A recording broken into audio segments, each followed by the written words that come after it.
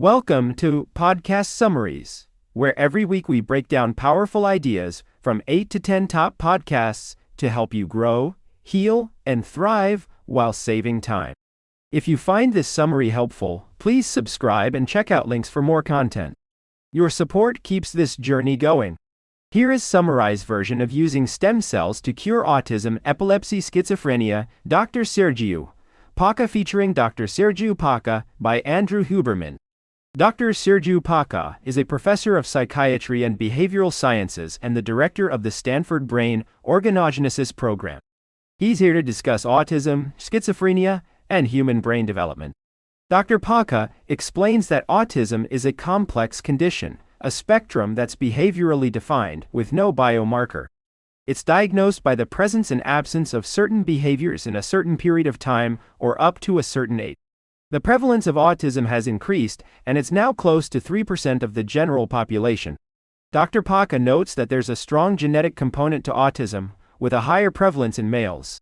Dr. Pașca explains that autism is not one single disease, but rather a spectrum of conditions. He compares it to the concept of fever in the 19th century, where a fever could be caused by various factors such as a viral infection, bacterial infection, or cancer. Similarly, autism is a complex condition that can have different underlying causes. Dr. Pașca notes that the disconnect between the behavioral definition of autism and its biological basis creates confusion. Andrew Huberman asks about the diagnostic criteria for autism, specifically about the lack of eye contact in young children. Dr. Pașca explains that it's not a diagnostic criterion, but rather a feature that's been observed in some individuals with autism. Dr. Pașca discusses the anecdotal reports of individuals with autism experiencing improvements in symptoms when they have a high fever. He notes that this is not a consistent finding and may be related to the activation of the nervous system during fever. He also mentions that correcting sleep disturbances, which are common in individuals with autism, can improve their quality of life. Andrew Huberman asks about the relationship between autism and the microbiome. Dr. Pașca notes that while there's some evidence suggesting a link, it's not clear whether the microbiome is causal or simply correlated with autism. He also mentions that correcting dietary disturbances and improving sleep quality can have a positive impact on individuals with autism. Dr. Pașca explains that the genes associated with autism are diverse and can be categorized into different groups, such as synaptic genes, ion channel genes, and chromatin genes. He notes that many of these genes are also expressed in the periphery, and that perturbing their expression during critical periods of development can have devastating effects later on. Andrew Huberman asks about the typical treatment for a child with profound autism. He mentions that behavioral training and controlling the activation state of the brain may be part of the treatment, but that it's not a one-size-fits-all approach. Dr. Sergiu Pașca explains that when a family receives a diagnosis of autism, there's only a 20% chance that they'll leave the clinic with a genetic diagnosis. This means that the genetic cause of the autism will be identified, and it may be a mutation that was present in one of the parents or acquired during development. However, even when a genetic mutation is identified, it's challenging to determine whether it's truly causing the disease. Dr. Pașca notes that many genes are mutated in individuals with autism, but it's difficult to know which ones are causal. Andrew Huberman asks Dr. Pașca to speculate on why there's been a dramatic increase in the incidence of autism. Dr. Pașca suggests that changes in diagnostic criteria and diagnostic migration may contribute to the increase, but there's still much that's not understood. He notes that autism is highly heritable, but the genetic causes are complex and not yet fully understood. Dr. Pașca also mentions that environmental factors, such as exposure to certain toxins, may contribute to the development of autism. Andrew Huberman brings up the example of Timothy syndrome, a genetic form of autism caused by a mutation in a calcium channel. Dr. Pașca explains that this mutation is very clear and causes a similar presentation in all patients with the syndrome. However, he notes that even when a genetic cause is identified, it's challenging to develop specific therapy. Dr. Pașca discusses the challenges of understanding brain disorders, including the inaccessibility of the brain and the lack of clear biological markers. He notes that the human brain is a complex and dynamic system, and it's difficult to study and understand.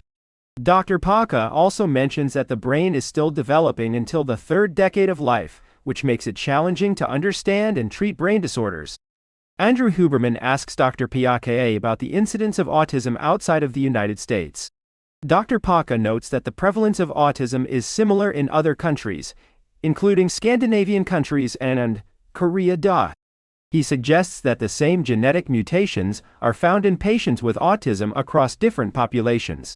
Dr. Paca discusses gene therapy and CRISPR technology, which allows for the correction of genetic defects. He explains that CRISPR can be used to correct genetic mutations in adulthood, but it's challenging to deliver the therapy to the brain. Dr. Paca notes that there are different approaches to gene therapy, including delivering a healthy gene to cells or correcting the genetic defect directly using CRISPR.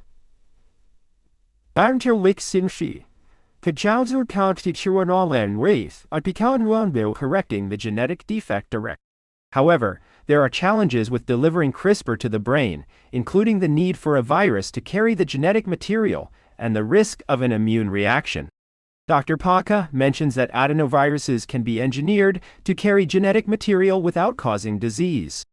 However, there are limitations to using viruses to deliver genes, including the size of the gene and the risk of an immune reaction. Dr. Paca notes that researchers are working to overcome these challenges and develop effective gene therapies for brain disorders. Andrew Huberman wonders if therapies or cures for conditions like autism, epilepsy, and schizophrenia will be available in the next decade. He notes that one of the challenges is determining how early is too late to intervene, and how much damage has already been done. Dr. Sergiu Pașca agrees that this is a crucial question, and that researchers are only now starting to explore this issue as they prepare for the first clinical trials in this space. Andrew Huberman brings up the topic of biohacking, where some individuals are getting follistatin gene therapy as a body enhancement. He notes that this is not something he would do personally, but it's an interesting example of how people are experimenting with gene therapy. Dr. Sergiu Pașca points out that gene therapies are irreversible, and that once a gene is inserted into a cell, it can't be removed. He emphasizes the need for caution when using these therapies to avoid doing more harm than good.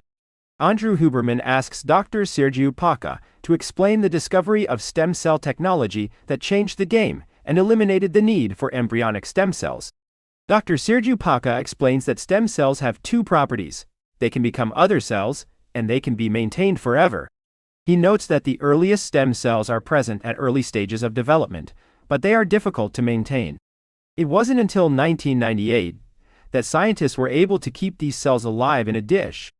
Dr. Pașca then describes the breakthrough discovery by Shinya Yamanaka, who found that by adding a combination of genes to skin cells, he could transform them into pluripotent stem cells. This discovery was like alchemy, and it allowed scientists to take skin cells from anyone and turn them into pluripotent stem cells that could be used for various purposes. Andrew Huberman asks Dr. Sergiu Pașca about the current thinking on stem cells that reside in the umbilical cord. Dr. Pașca explains that these cells are already quite restricted in what they can make, and their applications are mostly limited to blood disorders. He notes that while they have certain uses, they are not a universal solution for stem cell therapies. Dr. Pașca advises that parents should not invest in freezing these cells, as they are not as versatile as pluripotent stem cells. Andrew Huberman asks Dr. Sergiu Pașca about the stem cells that are being used in clinics outside of the US, where people are getting injected with stem cells for conditions like autism. Dr. Pașca notes that very often, the cells being injected are not even known, and it's unclear what they are capable of doing. He emphasizes that these procedures are incredibly risky and lack any real justification or regulatory framework. Dr. Pașca also notes that some parents are taking their kids to these clinics, where they are being injected with stem cells that come from other patients, which is a highly questionable practice. Andrew Huberman's concern about stem cell injections into the brain is palpable. He's worried about the risks, especially when it comes to tumor growth. Dr. Sergiu Pașca acknowledges these concerns, emphasizing that the brain is a unique environment where there's limited space and any growth can put pressure on vital centers. Dr. Pașca then shifts the conversation to his work on organoids, which are three-dimensional cultures of cells that can be used to study brain development and function. He explains that organoids are created by taking induced pluripotent stem cells, which are cells that can be reprogrammed to become any type of cell in the body, and then using various molecules to guide their development into neurons. Dr. Pașca's excitement is evident as he recounts the early days of his research when he and his team were able to create neurons in a dish and study their development. They discovered that these neurons could be kept alive for months, and even years, in a dish, which was a major breakthrough. One of the key findings of Dr. Pașca's research is that organoids can recapitulate certain aspects of brain development, including the timing of neural development. He explains that when organoids are kept in a dish for 9 months, they switch to a postnatal signature, which is a remarkable finding that suggests that there is an intrinsic clock that guides neural development. Dr. Pașca's work on organoids has also led to the development of Assembloids, which are three-dimensional cultures of cells that are designed to mimic the complex interactions between different brain regions. He explains that Assembloids are created by combining different types of cells, such as excitatory and inhibitory neurons, and then allowing them to interact with each other. The first Assembloid was created in 2015, and it was designed to study the migration of cells in the brain. Dr. Pașca recounts the excitement of his team as they watched the cells move and interact with each other in the dish. The name Assembloid was coined by Dr. Pașca, with the help of his colleague Ben Barres, who was instrumental in coming up with the name. Dr. Pașca's work on organoids and assembloids has the potential to revolutionize our understanding of brain development and function, and could lead to new treatments for a range of neurological disorders, including autism, epilepsy, and schizophrenia. Andrew Huberman asks Dr. Sergiu Pașca about the potential of using assembloids to study the effects of different pain medications. Dr. Pașca responds that this is indeed a possibility, and that they have already used assembloids to study genetic forms of pain conditions. He explains that by creating an assembloid with a mutation that causes excessive pain, they can see how the sensory neurons are excessively active, and how the rest of the pathway fails to engage in a synchronized way. This, he believes, is why assemblies are going to be very useful in understanding the biology of complex disorders such as autism. Dr. Pașca's work on assembloids is a remarkable example of how scientists are pushing the boundaries of what is possible with stem cells. By creating complex circuits in a dish, they are able to study the interactions between different cell types and gain a deeper understanding of how the brain works. This knowledge has the potential to lead to new treatments for a range of conditions, from pain disorders to autism and schizophrenia. Andrew Huberman reflects on the incredible progress that has been made in understanding neural development, and how it is only in the last century that scientists have begun to uncover the secrets of how the brain forms. He notes that the self-organizing aspect of development is particularly remarkable, and that Dr. Pașca's work on assembloids is a testament to the power of this process. Dr. Pașca is asked if he would consider banking his own fibroblasts, which could potentially be used to create any tissue in the future. He responds that while it is theoretically possible, he is not too concerned about harvesting his own cells at this point. He notes that there are other ways to create cells that are compatible with the immune system, such as using immunosuppression or genetically modifying cells to make them compatible with all individuals. The conversation turns to the idea of immortalizing entire organs within the body. Dr. Pașca notes that different people mean different things by this term, and that it is not clear what it would mean to truly immortalize a cell. He suggests that rejuvenating cells, rather than making them immortal, may be a more promising approach. This could potentially be achieved through the use of Yamanaka factors, which can push cells back in time and remove the signatures of aging. Andrew Huberman raises the concern that using Yamanaka factors to reverse the age of cells could be problematic, as it is not clear how to stop the process once it has begun. Dr. Pașca acknowledges this challenge, but notes that it is still early days for this technology and that scientists are still exploring the possibilities. Andrew Huberman notes that while people may be enthusiastic about the idea of curing blindness or paralysis, they may be more hesitant about the idea of enhancing human cognition. Dr. Pașca agrees that this is a complex issue, and that scientists need to be careful about how they proceed. He notes that the use of CRISPR gene therapy to modify human embryos is a particularly sensitive topic, and that scientists need to be mindful of the potential risks and benefits of this technology. Andrew Huberman asks Dr. Sergiu Pașca about the ethical implications of using Assembloids as treatments for disease. Dr. Pașca explains that there are various ethical issues to consider, including those related to the cells themselves, the animals used in research, and the potential for emergent properties or sentience. He notes that the scientific community has been working together to establish guidelines and nomenclature for the field, and that it's essential to communicate complex ideas in a way that's accessible to the public without trivializing the science.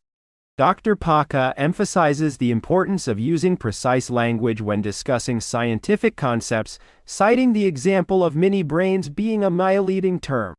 He also highlights the need for scientists to be mindful of the potential consequences of their research and to consider the ethical implications from the outset. Andrew Huberman agrees, noting that science is a self-correcting process and that it's essential to acknowledge and learn from mistakes. Dr. Pașca shares an example of how his team has been working to develop a therapeutic for a condition called tinnitus syndrome, using transplantation to study the biology of the disease.